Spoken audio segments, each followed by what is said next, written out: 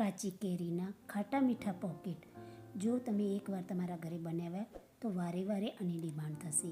એ બનાવવા માટે સૌપ્રથમ એક કડાઈમાં ગોળને સમારી લઈશું અને તેમાં સમારેલી કાચી કેરી ઉમેરી લઈશું. કડાઈને ગેસ ઉપર મૂકી એકવાર હલાવી લઈશું અને ધીમા તાપે કેરી અને ગોળને બરોબર ઓગળવા દઈશું. ખાયણીમાં ઇલાયચીના દાણા, ખારી સિંગ છોડા કાઢી લઈ લઈશું. તેમાં 2 ચમચી તલ ઉમેરી તેને દરદરું કૂટી લઈશું અને એક બાઉલમાં કાઢી લઈશું. હવે તેમાં 2 ચમચી જેટલું સૂકા કોપરાનું છીણ ઉમેરી લઈશું.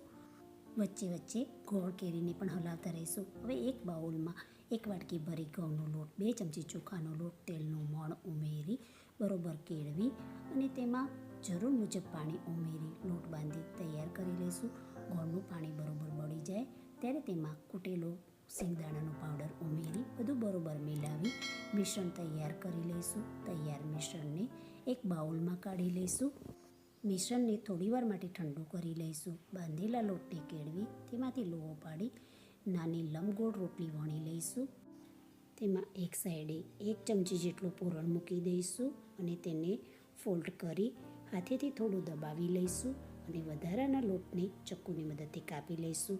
કાંટા ચમચીની મદદથી કિનારીએ થોડી ડિઝાઇન પાડી દઈશું. મારો વિડીયો તમને પસંદ આવતો હોય તો મારા વિડીયોને લાઈક, સબસ્ક્રાઈબ, શેર કરશો જેથી અવનવી રેસીપી હું તમારા માટે લાવતી રહીશ. આ રીતે બધા પોકેટ તૈયાર કરી લઈશું. હવે તેને સેલો ફ્રાય કરીશું. તેના માટે તવી પર 2 ચમચી જેટલું તેલ ગરમ કરવા મૂકી તેમાં તૈયાર કરેલા પોકેટ મૂકીશું. 2 સાઈડે ધીમા તાપે લાઇટ ગોલ્ડન ન થાય ત્યાં સુધી તેને તળાવવા દઈશું. તમે ચાહો તો ડીપ ફ્રાય પણ કરી શકો છો. આ રેસીપી જરૂર એકવાર ટ્રાય કરશો અને તમારા રિવ્યૂ મને આપશો.